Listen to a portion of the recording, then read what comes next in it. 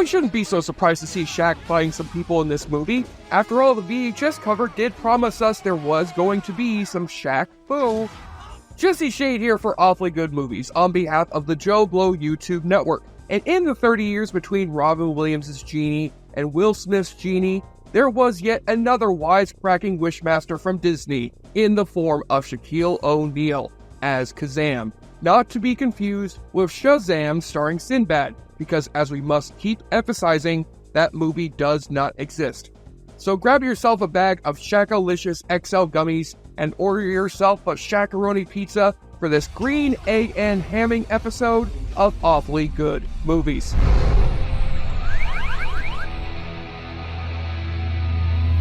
The game of basketball has long been one of America's favorite pastimes, but as anyone who's recently seen the hit ESPN documentary The Last Dance could tell you, the NBA had an especially big cultural moment during the 1990s. Whether or not you actually cared about sports back then, everybody still knew the names of Michael Jordan, Larry Bird, Charles Barkley, Dennis Rodman, and the 7'1" center for the Orlando Magic by the name of Shaquille O'Neal. And even as he's retired from the basketball court, Shaq remains as popular as ever by providing sports commentary on TNT, advertising car insurance with the General, and continuing to cameo in major motion pictures. Long after his embarrassing attempt at becoming a film star with the lead role as a hip-hopping genie in the 1996 family fantasy failure known as Kazaam.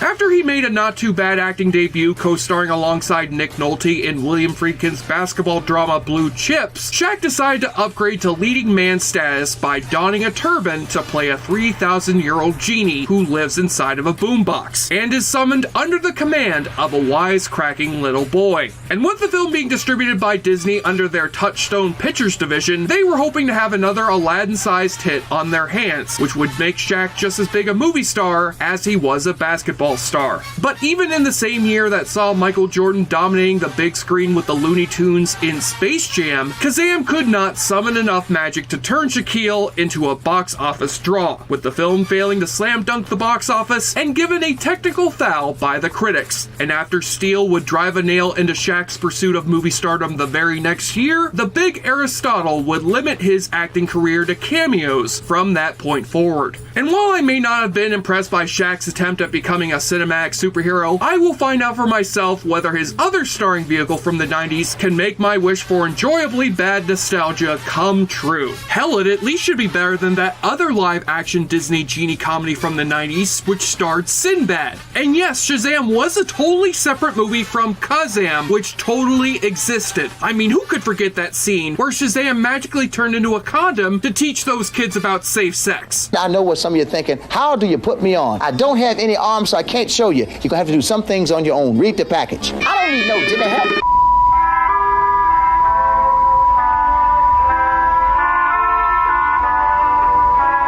At center, coming in at 24 ounces and 40 proof from Anheuser-Busch Academy, give it up for number 1.5, the Awfully Good Drinking Game! Take a double shot for the 2 times that Shaq is summoned out of a lamp or boombox, as our story opens in an abandoned lamp store in New York City, which is set to be demolished, where the one lamp left on the shelves contains our titular genie, Kazaam, as he's rudely awakened by the slam of the wrecking ball.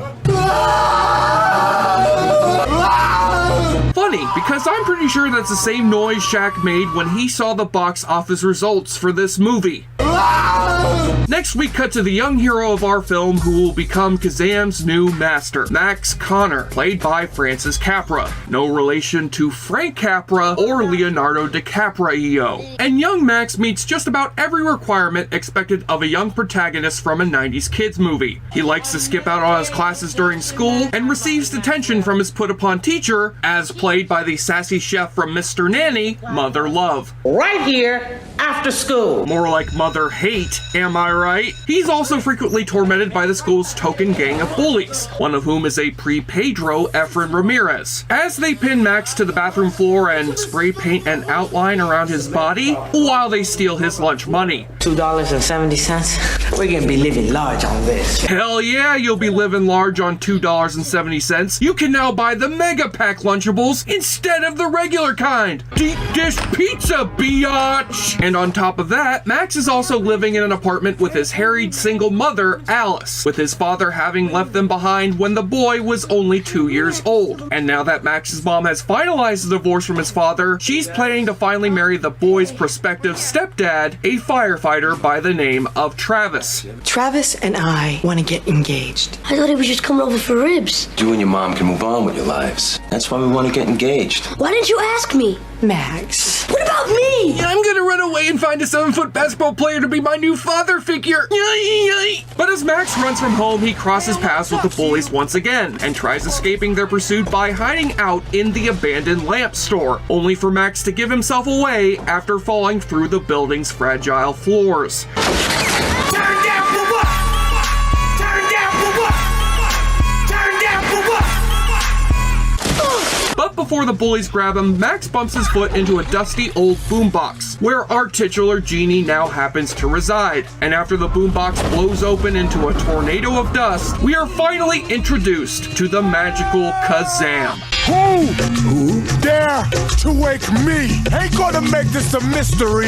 Who's that sorry wannabe that disturbed my Z's? Well, since the poster's tagline says that Kazaam is a rappin' genie with an attitude, I would suspect he'll use this rap to tell us if he's half Joe Camel and a third Fonzarelli, or if he likes to get busy consistently and or thoroughly. I'm contagious, outrageous, spontaneous. I am Kazaam. Ooh, Kazaam is one outrageous dude. But as Max responds appropriately to this abnormally tall man screaming at him in rhyme, Kazaam tells the child he must now ask him to grant 3 wishes so that Kazaam can return back to his boombox. And the skeptical Max asks the supposed genie to prove his power by summoning up a car. I am Kazaam. Kazaam. Oh, don't worry, Kazaam. This happens to male genies all the time. Just ask Aladdin's genie to fill you out a prescription for some Viagra bomb. Okay, never mind. Apparently, Kazaam has summoned some demonic dragons who have just dragged him down to hell. Guess that's the end of our movie. Actually, we cut over to the next day where Kazaam follows behind Max on the streets of New York, which does not look at all like a pedophile staking out his next sexual target. What the? Don't you wish you had one of these? But even with Shaq flashing that trademark smile of his, Max is not yet convinced that he's dealing with a genuine genie. So Kazaam must win the boy over in the most extreme 90s way possible through a BMX bike race. No way I'm losing this race, buddy. I'm back. Our genie. What's the matter? Your tongue is broken?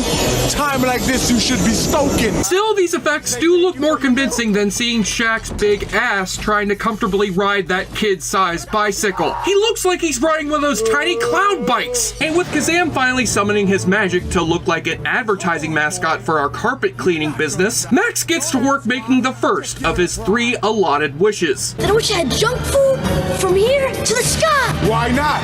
Higher than high? Yeah, you would have to be higher than high to want to eat some sloppy-ass hamburger or taco off of those dirty-ass floors, but at least we now know the origin story of how Golden Corral came to be. So, until I make those last 2 wishes, I own you, don't I? Technically. Wow. Really? The filmmakers saw they had a scene of a white boy explicitly telling a black man that he owns him and did not think this would resemble a certain tragic period of American race relations? Either this movie is going to turn into a more racially uncomfortable remake of The Toy, or Disney is going to have Shaq do a hip-hop remix of Zippity Doo Dah, and I am not cool with either one of those scenarios. But before we can get into further magical hijinks with Max's slave, or I mean Genie, it turns out that Max found his mom's divorce papers, which reveal the name and address of his absentee father named Nicholas Mateo, who turns out to be a musical talent agent. And when Max drops in on his dad in the middle of an opening night party for a nightclub alongside his new client, Da Brat, Ladies and gentlemen, Da Brat! because you Gen Z viewers obviously know who she is, he informs Nick that he happens to be his son. It's Max. Maxwell. Connor. Maxwell, Connor, you're my son.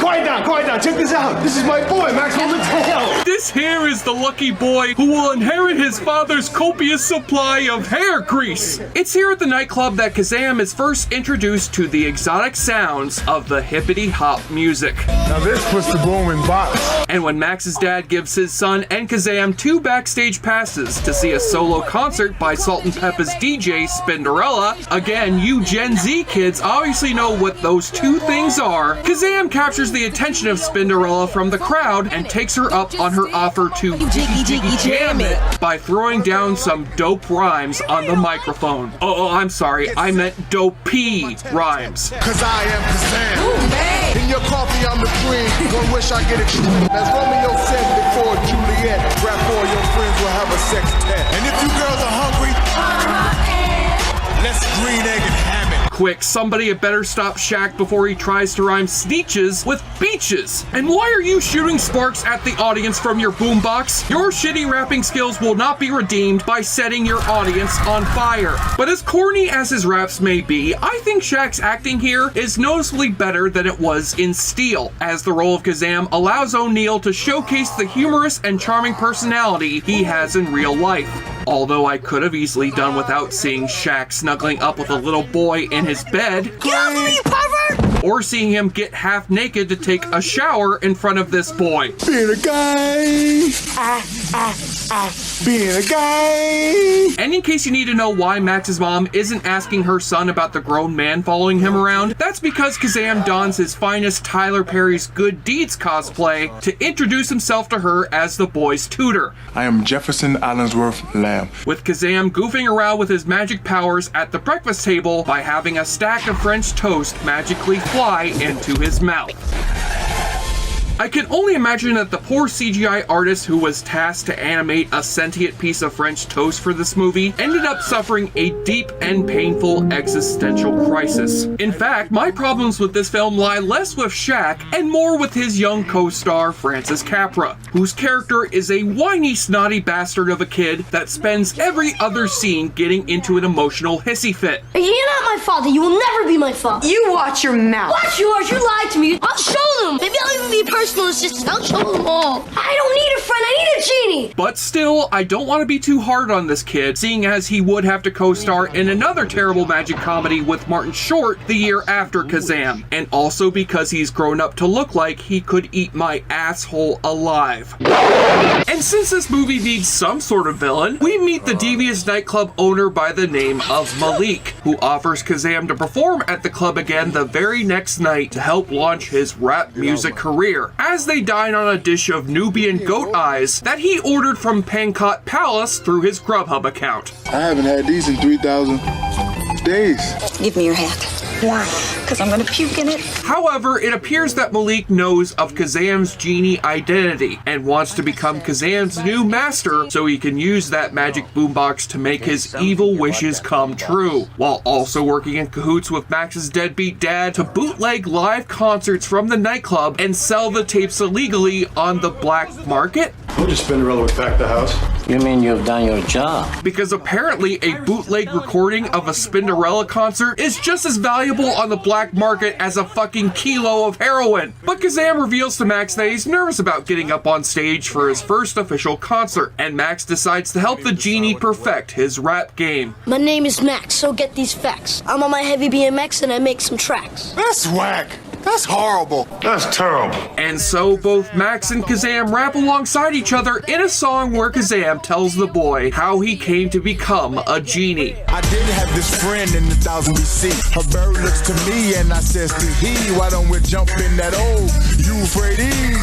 With you and her bird in 1000 BC. Buried to our necks in sand like a sea, praying to the gods. And what do you see? A man with the halo and a nasty decree. I'll save your butt, but you gonna serve me. Jesus Christ, this is dull. When's he gonna get to the part where he and a bird move with their auntie and uncle in Bel Air?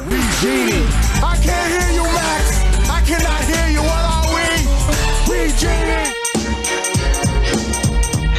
Thankfully, Max and Kazaam dropped the rapping so that Kazaam could talk about his desire to earn his freedom and transform from a genie into a djinn. Djinn? What's a djinn? Djinn is free. Jin could do anything. And so sets the stage for the eagerly awaited crossover movie Kazaam vs. Wishmaster. But enough about that exposition dialogue that definitely won't factor into the plot later, because it turns out that Max has helped the bullies steal one of the bootleg tapes from his dad's nightclub. And when Max finds his dad being tortured by Malik and his goons over the missing tape, the boy cries out for help from Kazaam to make his second wish. Get off the table.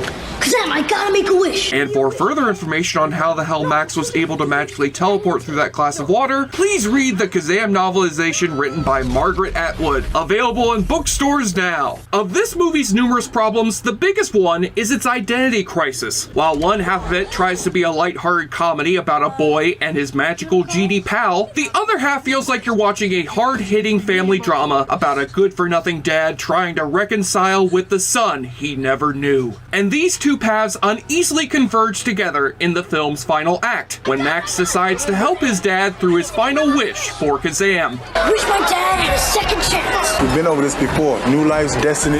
Kazaam can't do it. Unfortunately, Kazaam is a bit busy at the moment with the debut concert of his new rap persona, Class K. Put your hands together for a Class K! Because I guess Kazaam wasn't colorful enough as a rapper name, and while I've heard Shaq's rap albums actually aren't all that bad, this movie does a piss poor job at selling him as a convincingly talented rapper. Served every time, Dick and Harry-o. One snap of my fingers, get a scoop of Ben and Jerry-o. Mr. Material, eating up cereal. But while Kazaam is distracted with the concert, one of Malik's goons steals his boombox from behind his back, and with Malik holding Max's dad hostage, he pressures the boy to use his final wish so that Malik can become the genie's new master. Third wish will be, quote, I want Malik to have all the money in the world. Well, now that's just stupid to use a wish from a genie to obtain a copy of your favorite Mark Wahlberg movie. Just order a used copy off of Amazon, you cheapskate. And when Max refuses to make Malik's wish come true, Malik decides to do away with the boy by shoving him down an elevator shaft. And Kazaam is summoned to Malik's warehouse to serve his new master. You see, Shaq, this is what happens to you after you celebrate becoming the new Papa John spokesperson by trying to eat 40 pizzas in 30 days. The day of reckoning will come. Be a good genie and get into the box. I don't understand. You've been called. What the fuck? Did Malik just turn into Leslie Jordan there for a second? You've been called, honey. Now get in this here boombox so I can get me some of that juicy Shaq meat. But though Kazaam seems powerless to fight back against his new master, they did not count on this genie being a master in the sacred martial art known as Shaq Fu. And thus ensues an unexpectedly brutal fight scene between Kazaam and Malik's thugs that feels less like a family fantasy comedy and more like the fucking warehouse fight scene from Batman vs. Superman, complete with curb stomping, grab-assing, electrocuting a guy to death, and Kazaam squishing Malik into a basketball to slam dunk his ass into a garbage disposal. I think I know who the Monstars are picking in the NBA draft next year. Now LeBron and the Toon Squad won't stand a chance. But as Kazaam mourns over the lifeless body of his young master, his body begins to glow, and his wish to bring Max back to life is granted. You're alive! And in a flash of lightning, Kazaam begins to grow in size, informing Max that his final wish for his father was a perfect wish from his heart, which has officially set Kazaam free so that he could finally turn into the Master Control Program from Tron. I'm Jin, and I'm free. You don't need me anymore. Don't go! In our hearts, we're all Jin. The power is in your heart.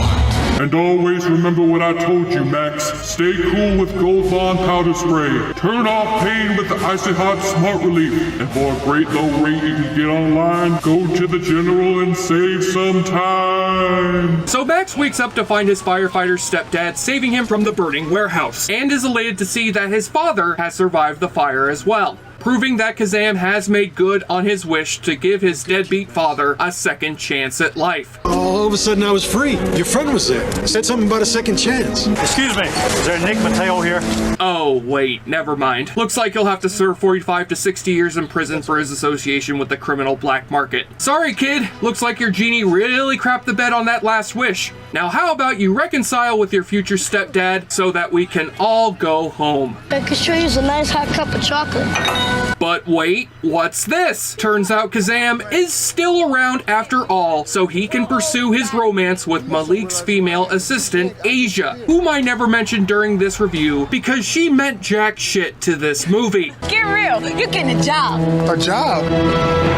Oh, I can already think of one job that Kazaam could pursue, becoming a dentist, so somebody can fix Francis Capra's fucked up front tooth. Seriously, look at that fucking thing. That is a Maureen Ponderosa level dead tooth if ever I fucking saw one. Fuck your dad, kid. You should have wished for a new set of teeth instead. And Francis Capra's going to beat my ass after watching this, isn't he? Kazaam happened to be the final directorial effort for actor-turned-director Paul Michael Glaser, best known for his role as Starsky on Starsky and Hutch, and directing the Arnold Schwarzenegger classic The Running Man, with Glaser writing the film's story and dedicating the film to his wife and kids after his wife and daughter both died from AIDS. So I must emphasize that it's really not Glaser's fault that his personal passion project turned out so bad, as this movie was clearly rejiggered around by the studio to be a showcase for Shaquille O'Neal. And while Shaq certainly tries to carry as much of this movie as he can only do so much to help this film's slow pace and schizophrenic tone. But as a pop culture artifact of its time, Kazaam has enough stuff to laugh at.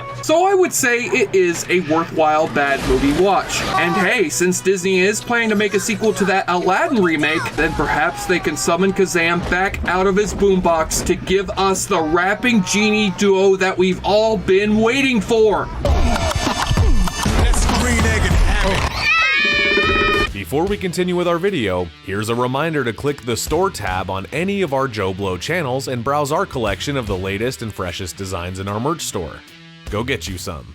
And on the nudity watch, aside from Shaq getting half naked in front of a 12-year-old boy, there is shockingly very little nudity in this Disney distributed family comedy. So I'll instead take this time to mention that Shaquille O'Neal was planning to reteam with one of the producers of Kazaam to start production on Shaq Fu, the movie. You hear that, movie going public? Your ignorance of Kazaam led to us being denied a film version of Shaq Fu, and I hope you're happy with yourselves. That's horrible. On the enjoyableness continuum scale from Bull to Bruce, Kazaam goes to show that there are some things that Shaq is worse at than free throwing a basketball, and turns up its magic boombox to a volume of 5 out of 10. I dream of Genie with the bald brown head.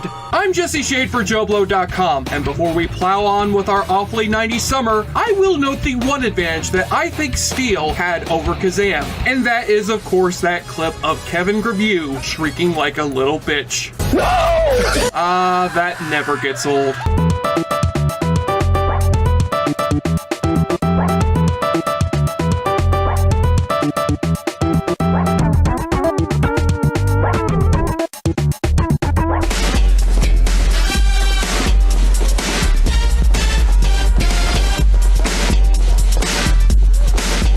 Thank you for clicking on our video, everybody. If you like what you saw here, please make sure you like the video and subscribe and share with your friends who like this sort of content. JoBlo was created by movie fans for movie fans, and we appreciate your support.